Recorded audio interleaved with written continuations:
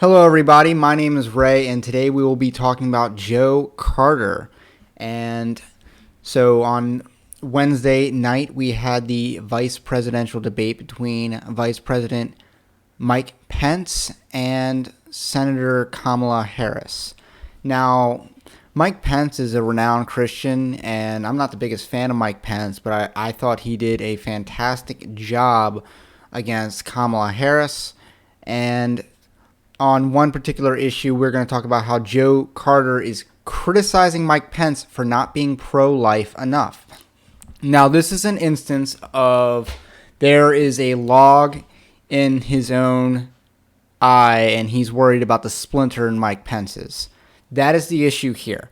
And let's just read this tweet. Pence had 2 minutes on national TV to provide a defense of unborn children. Instead, he used it to defend his boss. Now, this was typical of what Mike Pence was doing throughout that debate. He began a lot of his answers trying to circle back to touch up on a point that he needs to touch up on. And it was a very effective tactic. It decimated Kamala Harris on the vaccines. And in this particular instance, Kamala Harris slandered President Donald Trump and just repeated a lot of lies about his respect for the military. So Mike Pence decided that it was best to circle back to attack Kamala Harris for lying about President Trump that way. So I thought that's what Mike Pence did. That's not how Joe Carter is representing it. Now, the question that Mike Pence was asked was a really stupid one. It talked about the Supreme Court nomination of Amy Coney Barrett and assumed that this would lead to the overturn of Roe v. Wade. But at best, at safest, I should say, Amy Coney Barrett, it would be the third vote on the Supreme Court that would overturn Roe v. Wade. We cannot rely on John Roberts to overturn Roe v. Wade just because he was nominated by a Republican. Neil Gorsuch has no record on the issue of abortion and is also an Episcopalian, so we should not rely on him to overturn Roe v. Wade, since that denomination is extremely pro-abortion. And Brett Kavanaugh is to the left of Alito, so we shouldn't rely on him to overturn Roe v. Wade. So it was a really stupid question to ask Mike Pence what he would do, what he would advocate for if Indiana, if Roe v. Wade were overturned and the issue of abortion was returned to the states. So really stupid question, and Joe Carter is criticizing him for not being pro-life enough when he had the chance. But this question is a trap. It's meant to be a trap. The biblical position on abortion is that if you harm an unborn child, eye for an eye, tooth for a tooth. And we see that the Bible in Genesis chapter 9 calls for death penalty for the shedding of innocent blood.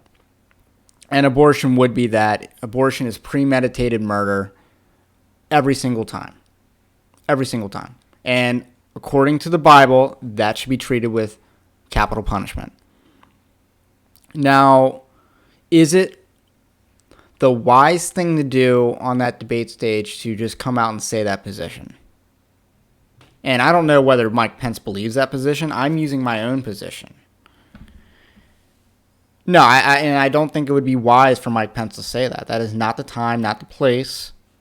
Mike Pence is speaking for Donald Trump. And if that position doesn't represent Donald Trump's position, it wouldn't be the wisest decision on a debate stage to say that position out loud. Now, I think Mike Pence covered it well. He said he was unapologetically pro-life, and I think that's all he really needs to say in this particular instance. Mike Pence, he has a job to do, and his job at the moment is Vice President of the United States and to help Trump get reelected. And he needs to not be a distraction to that. He cannot be, like, the servant cannot be greater than the master type of thing. And that's how political campaign needs to operate. You cannot have your surrogates overshadowing the candidate, Right. So Mike Pence had a very restrained answer, and perhaps that was wise. We can say that he could have said a little bit more on abortion, but what Joe Carter is doing is saying that, Mike Pence was not pro-life enough. And that, it's like, I've never publicly criticized Pence before, never, but he had the opportunity to make an amazing defense of pro-life cause, and he focused on pleasing Trump instead. How that doesn't bother pro-lifers is beyond my ability to understand. Pence was asked if he thought Indiana should ban abortion. He didn't circle back and answer. He avoided the question. And our willingness to accept such a lame response is why we've been waiting 45 years for the GOP to actually do anything on abortion. Now, the thing is, this is where that whole, he has a log in his eye on this point, because Joe Carter is the most milquetoast voice on the defense of the unborn. He is a complete squish on the issue of abortion, and I'm going to bring up a few examples. In a past video I did, Should Christians Still Be Pro-Life? I featured a lot of Joe Carter's articles, and let me just go through some of these headlines for you today. Joe Carter in defense of pro-life incrementalism. So Joe Carter doesn't even outright support banning abortion. And he wrote an entire article on the Gospel Coalition defending pro-life incrementalism. Joe Carter, why America's STD crisis is a pro-life issue. STDs are not a pro-life issue.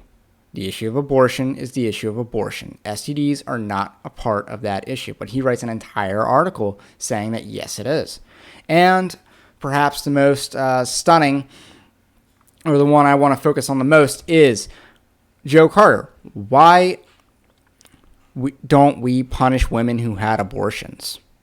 And Joe Carter in this article articulates his view on that issue and why we should not punish women who had abortions.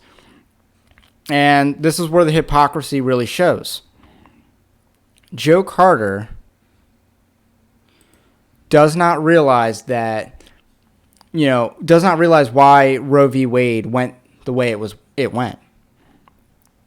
Had the pro-life cause followed its arguments to its logical conclusion leading up to Roe v. Wade may not have been decided the way it was decided.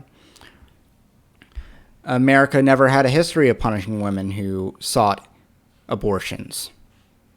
And that is why Roe v. Wade was lost, because we did not treat unborn children as human beings. We treated the women who procured abortion, basically hiring a hitman on their own children, we treated them as victims. That's wrong. And you argue that in front of the Supreme Court. Well, if what's your argument to, if you believe that's a human being in there, why aren't you treating it like a murder? And if you're not treating it like a murder, if you're not treating unborn children being murdered, as a homicide, as a premeditated murder, how can you argue that's a human being? You can't. And Joe Carter does not view it that way. He's very milquetoast on this issue. I'm going to read a quote from this. We should indeed be seeking justice rather than vengeance. And as Christians, we must also recognize that sometimes our fallen world, the most we can hope for is proximate justice, an imperfect form of justice that recognizes that some justice is better than no justice at all. As Bethany Jenkins has said, we pursue proximate justice in this age, even as we recognize that true justice, the kind of justice that brings the dead back to life, will ultimately come in the age to come. Our longing for justice will only finally be fulfilled in the new heaven and the new earth. A consistent pro-life position can maintain that a woman who has had an abortion may be morally culpable in taking the life of taking an innocent life, yet still recognize that an interest in compassion and proximate justice ensuring the conviction of abortionists, she should be treated solely as a second victim and not as a first accomplice. And that's not true. In fact, it's the other way around. The abortionist is the accomplice. The abortionist is the hitman. And the person who seeks the abortion is the one putting the hit on their own child. They are not second victims. They are the first perpetrator, and the abortion doctor, whatever, is the accomplice. He is the hitman, co-conspirator. And Joe Carter does not have a biblical view of this issue. He instead wants to be nicer than God on the issue of abortion, on the issue of defending the unborn, and that's unbiblical. It is not biblical. It is completely biblical to execute people who kill their own children. And Joe Carter needs to take the log out of his own eye before he starts criticizing Pence for not being pro-life enough.